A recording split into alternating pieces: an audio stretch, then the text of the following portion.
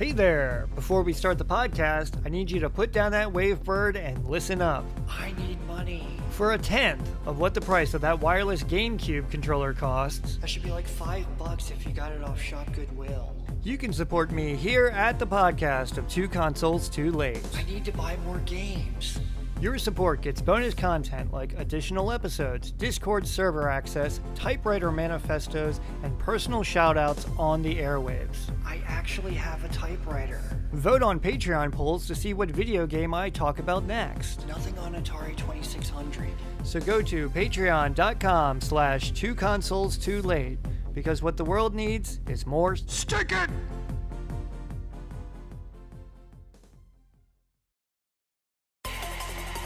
Hi, everybody. Maybe what they're seeing and how they're seeing it, and also video games. I'm hearing more and more people saying the level of violence on video games is really shaping young people's thoughts. And constant crises have shaken the entire world and have threatened in each case to bring on the gigantic conflict, which is today, unhappily, a fact. 9 programmable weapons buttons. Customizable feedback software. Don't just buy a new video game. Make one. He doesn't have a PlayStation 5. That's because he's Two Consoles Too Late. Hello and welcome to the first podcast of 2025 from Two Consoles Too Late. I'm the host, Jackson Keebler, and I am Two Consoles Too Late. In this episode, we're going to ask the question, is Goodwill good? This is a bit of an editorial that's been going through my mind that I want to get off my chest. And an article on Kotaku asked the question, will the PS4 outdo the PS2? In which way, we shall find out. And over on Auction Alert, we're going to head on to the source, the e-commerce website of Goodwill, and see what's going on there. It's going to be a lot of fun. Let's go. All right, so being 2025, can't start the year without a Stick It. And the first Stick It of 2025 is going to the weather.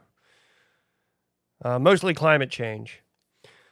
It snowed this past week in Baltimore.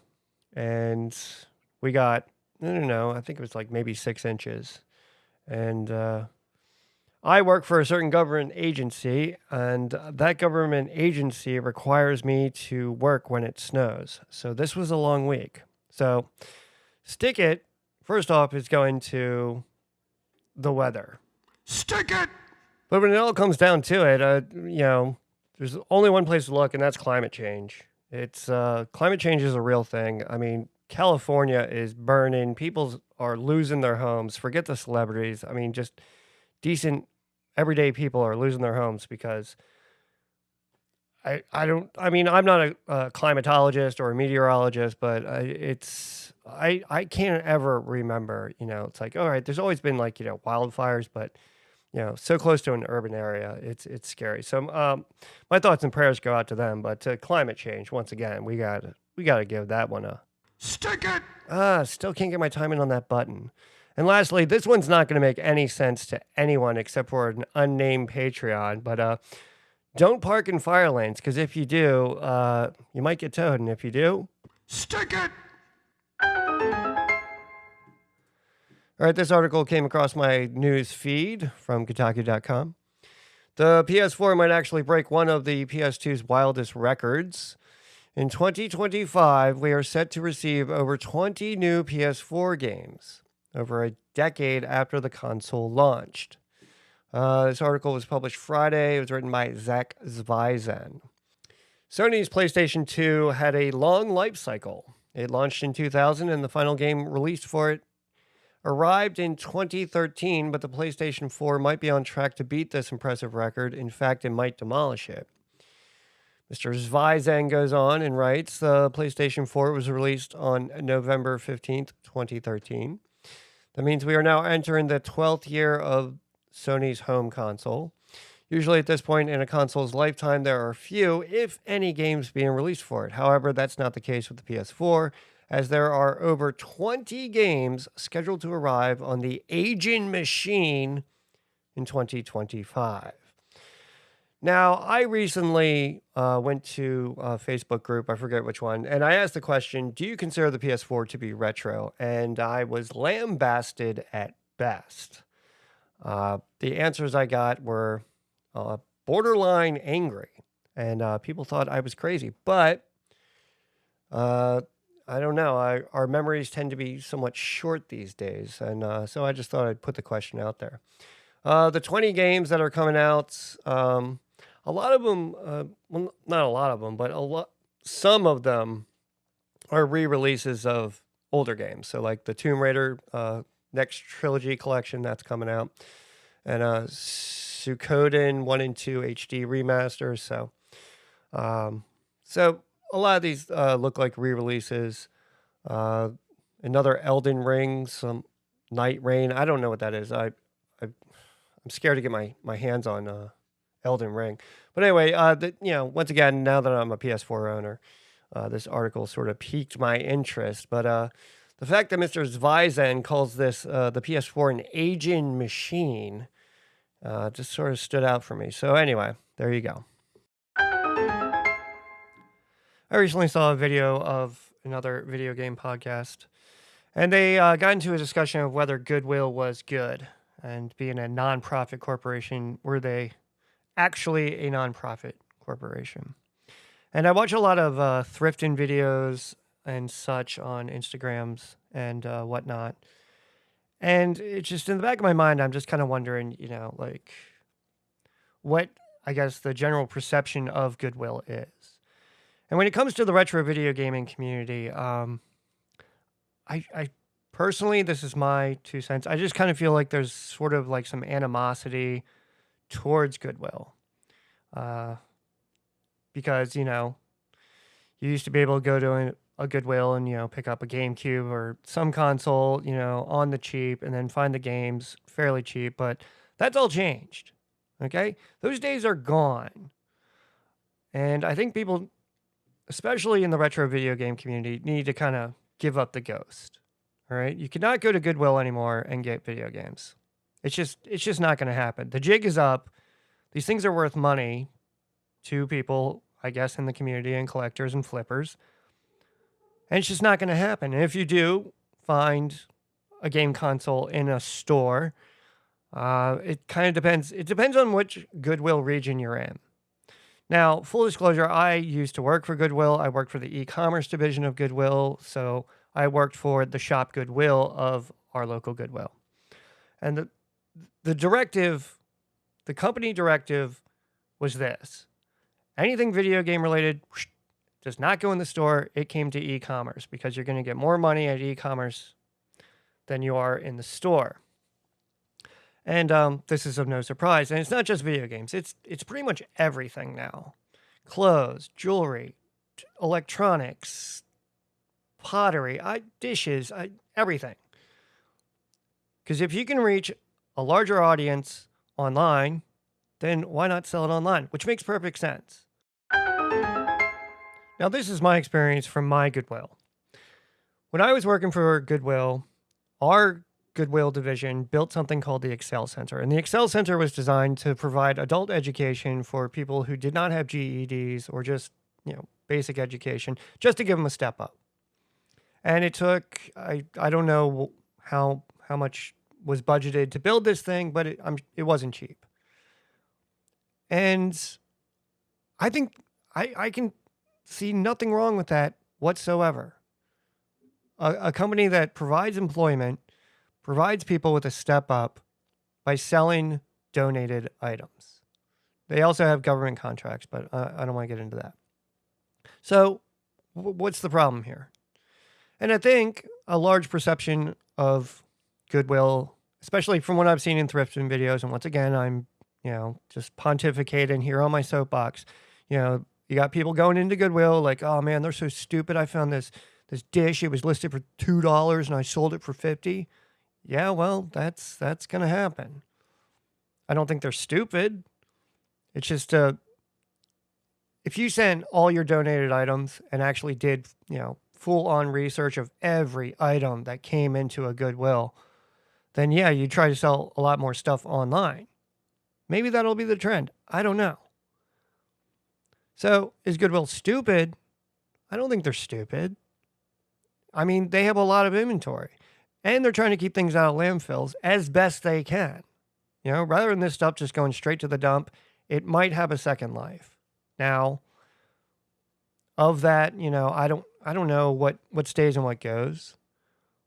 So they're giving people jobs, they're giving people education, and they're trying to keep things out of landfills. These are good things. So after every move, whether it be to an apartment, to a house, from a house to another house, moving cross country, moving to Europe, I don't know. But after every move, I ask you, one of your trips is probably to a Goodwill. I'm willing to kind of bet that it's like, okay, there's the Goodwill pile of clothes that are electronics that we just don't need and we don't feel like moving. So now I got to take it to a Goodwill. And it's basically a dump.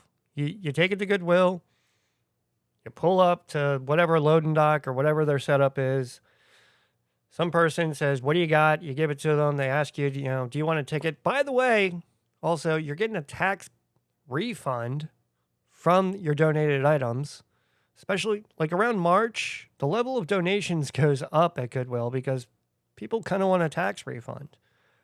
So you're getting a tax refund and you're getting rid of your shit. That's, I would say, pretty good. And hopefully Goodwill on their end, will find value in the items and be able to sell them for a profit that you did not or were not able to do, either because you were lazy or just didn't know what you had. So Goodwill is a receptacle for unwanted goods. You can't argue against that one either. Now, once again, I feature Shop Goodwill pretty much on every podcast here at Two Consoles Too Late because I would rather feature things on Shop Goodwill than eBay.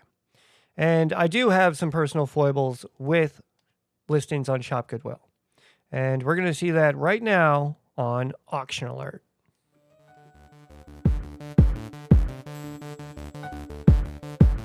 Auction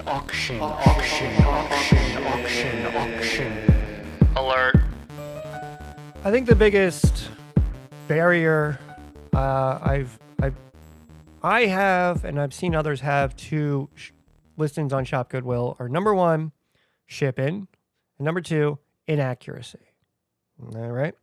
When I talk about the listings on Shop Goodwill, I usually try to mention the shipping, and I usually try to mention the description to kind of see if it's accurate. Sometimes they are, sometimes they aren't. Sometimes they're spot on, sometimes they're way off base. One little foible I have, and this is just me being sort of weird and OCD, is things put in the wrong category. And we're going to see a couple listings where that happens. So let's just jump into, I'm going to pull up 3, maybe 5 listings in the video game realm, just as an example of, high cost of shipping and inaccuracy. All right, listing number 1, Sega Saturn gaming console with accessories. All right, pretty bare bones title. All right, now picture number 1 shows a Sega Saturn, but in the background is a box. Now the box is pretty beat up, but it's got its box, and it's got some tape all over that box. And the console itself, it appears not to have been cleaned. The wires are a complete mess. One of the controllers looks to be third party. But that's your first picture. All right. So then we take that with a grain of salt. We say, okay, they didn't clean up their wires. Once again, they didn't clean the console. That's my personal beef. All right. Now let's just look at shipping. Handling's $3.50. Shipping, we'll just get the estimate to here in Baltimore, Maryland. To get this thing shipped is $16.44. That seems reasonable. Anything over $20, it depends on the weight of the item, the size of the item, blah, blah, blah. So the listing description, let's go down to the description. Oh, I lost the description. Oh, here we go. Console powers on. Yes, console powers on and displays video, not tested for additional functionality. Okay. They didn't take the time to go and play a game and load up a game. They just said, okay, it turns on. It's on you now. But the category for the Sega Saturn is gaming systems and games. That's it. All right? Because after gaming systems and games, there's a little category that says Sega Saturn. All right? So from my personal experience, I know there's a drop-down list. You just go down and click on Sega Saturn. So that way it could narrow down your search. So here is one listing, and this came from the Goodwill of Central and Northern Arizona. Right now, this auction is at $201 with a day and 7 hours left on the auction, and there's 15 bids. All right, so another listing coming from the Goodwill of Central and Northern Arizona is Dragon Force. Sega Saturn Dragon Force real-time strategy video game. Right now, there's 4 days and 7 hours left on this auction with 8 bids. It is up to $231. Once again, $30.50 in handling. Shipping for a single game from the same location is $12.82. Once again, not too bad. This is a case where they said, okay, we got a good game here. We know what it's going to go for. Let's just let it fly. And the price charting has this game for, what is it, $300. $307.50. So I would call this a good listing. It sounds like someone in Arizona donated a whole bunch of Sega Saturn stuff, and they were smart enough to separate this from the console. So this is a good listing. But when it comes to single games, Goodwill sometimes drops the ball. Now, this is a game that I've never played, but I see it all the time on Shop Goodwill. Fire Emblem Path of Radiance for the GameCube, tested. There is no auction on this, and this one is coming from the Easter Seals of Minnesota. There is no auction. It is a buy it now price of $206.99. That is with the manual and the insert. Now, it has been tested. They obviously know what it's worth, and rather than let the thing go to auction, they just list it. And that is well within their right. You have a handling price of $3, and the shipping, they're doing 1 cent shipping. So this is a case where, okay, you have a single listing game. They know what they have. They know what it's worth, and they're going to hold out until they get it. Whether they get it, I don't know. I see nothing wrong with this listing. But there are single listings sometimes that are completely off the wall. Now, here's a game that we all know and love. And when I say that, I know it. I don't love it because I never played it, and I never will play it. Grand Theft Auto 4 for the Xbox 360. 6 hours left on the auction. 0 bids at $12.99. All right. Handling price of $3 and shipping, let's say, to the Baltimore area, all comes together for $10. So if I was to be really enthusiastic to pick up a copy of Grand Theft Auto 4, I could pay, with tax, shipping, and this $12.99, $25 for a game. That's only $9.60 on price charting. That is one of these listings. It just boggles my mind, and it sort of sets me off a bit. It's just, Shop Goodwill is filled with listings like these. But once again, I think it's one of these cases where they're just throwing crap against the wall and just hoping that someone buys it. So I wish sometimes certain Goodwills would be a little smarter about their listings. And lastly, a listing that we've all seen and all know, and I've talked about many of them. Pokemon XD Gale of Darkness for the GameCube sealed. This is coming from the Rappahannock Goodwill Industries. That's down in Virginia. Right now, with 6 hours left on the auction, it has 14 bids. It's up to $640. And in the back of our minds, at least I am, you got to wonder who donated this. Obviously, they didn't know what they had. It was in a box. They wanted to get rid of it, and it's worth a pretty penny. Price Charting has this game new at $679. I'm guessing, once again, that this is going to go well north of that, and whoever gets it, hopefully, once again, pays for it, and they will probably get it graded. So, there is a full list of video game listings on the Shop Goodwills. Some good, some bad, and some very frustrating. And before I end the podcast, I have to do a eulogy to a certain someone that I know affectionately as Bob. Bob is no longer the name of the new Switch.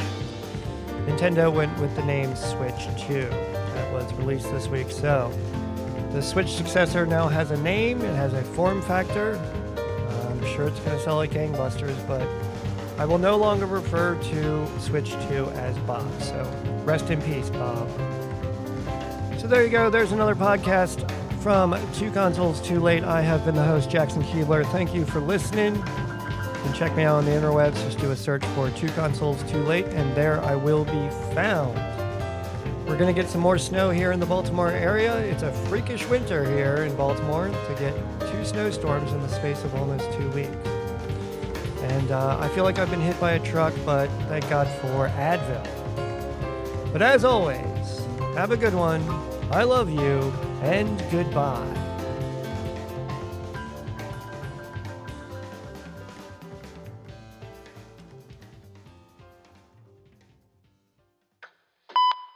Oh, no. Shit.